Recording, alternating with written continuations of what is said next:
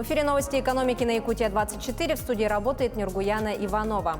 Прирост арктических запасов в 2020 году составил 2 миллиарда тонн условного топлива. В общей сложности на проведение данных мероприятий было направлено почти 4 миллиарда рублей бюджетных средств. Геологоразведка велась на 11 объектах. В ходе работы изучалось геологическое строение перспективных территорий нераспределенного фонда. Велась локализация прогнозных ресурсов и углеводородов. Кроме того, в настоящее время Роснедра ведет сбор данных о результатах геологоразведочных работ, проведенных коммерческими компаниями.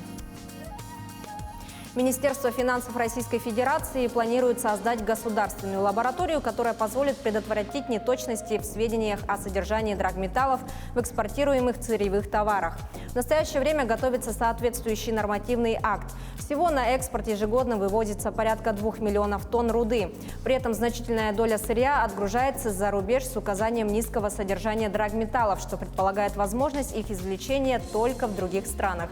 Таким образом, сознательное искажение данных о содержании золота приводит к формальному занижению валютной выручки компаний. Экспертную рабочую группу по строительству коксохимического завода создадут в Якутии. Такое поручение дал премьер-министр Якутии Андрей Тарасенко. В группу войдут представители территорий, входящих в зону строительства завода, а также экологи и активисты, которые примут участие на всех этапах реализации проекта совместно с профильными структурами. Задачей работы рабочей группы станет содействие формирования и последующей реализации плана мероприятий по обеспечению экологической безопасности. Список участников направят на согласование и утверждение до 10 апреля. Отметим, что коксохимический завод станет первым на Дальнем Востоке предприятием с мощностью производства 4 миллиона тонн металлургического кокса в год. Объект создаст свыше 1400 новых рабочих мест и новые налоги в бюджет региона.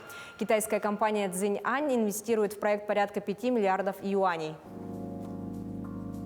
В продолжение темы горняки компании «Якутуголь» добыли 370-миллионную тонну угля с начала разработки Нюрнбергского месторождения.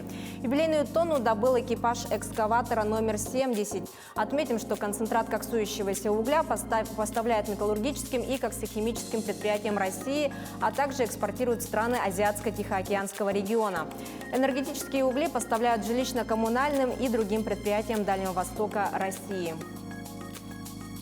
Наблюдательный совет Фонда защиты прав граждан участников долевого строительства принял решение выплатить компенсацию 701 дольщику в 6 регионах России. Речь идет о Московской и Саратовской областях, Краснодарском и Красноярском краях, республиках Бурятия, Удмуртия, Якутия. В частности, в Якутии планируется достроить 2 дома застройщика «Симир».